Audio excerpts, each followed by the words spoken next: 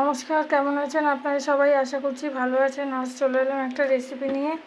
আজ বানাবো কুলেখাড়া শাকের ঝোল মাছ দিয়ে। তার জন্য 1 পিস মাছ দিয়ে আর কি এইটুকুনি করবো।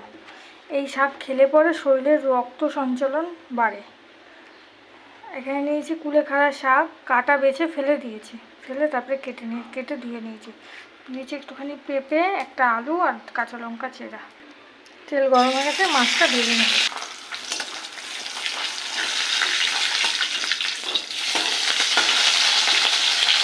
মাছটা ভাজা হয়ে গেছে, এবার তুলে নেব।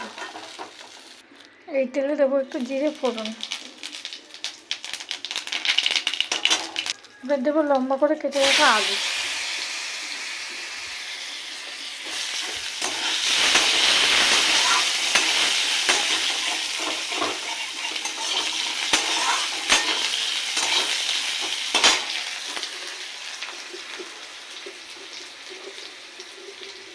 আর দিয়ে দেবো পেঁপে, আর দেবো লঙ্কার টুকরো, একটু ভেজে নেব।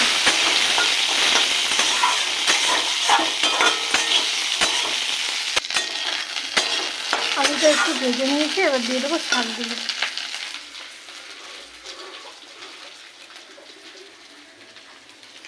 শাকের ডাঁটাগুলো দিয়ে দিয়েছি, কচি কচি ডাঁটা।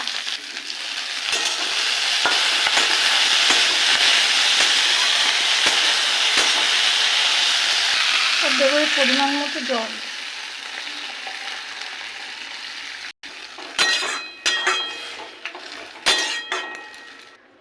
এবার দিয়ে দেবো লবণ, হলুদ আর জিরে গুঁড়ো।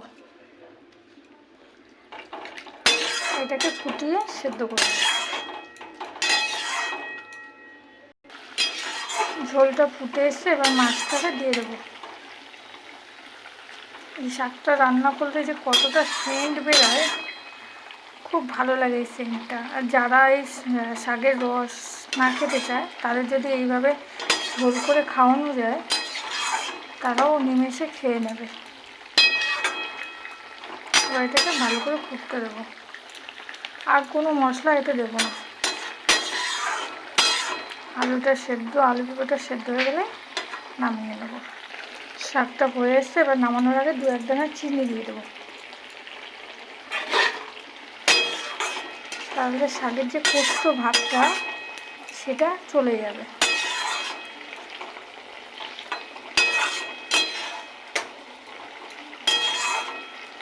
এবার নামিয়ে নেব। কেমন হলো আপনারা জানাবেন, লাইক করবেন, শেয়ার করবেন, কমেন্ট করবেন। আর যদি ইউটিউব থেকে দেখে থাকেন, চ্যানেলটাকে সাবস্ক্রাইব করে আমার পাশে থাকবেন। আজ তাহলে আসি, টাটা, বাই বাই।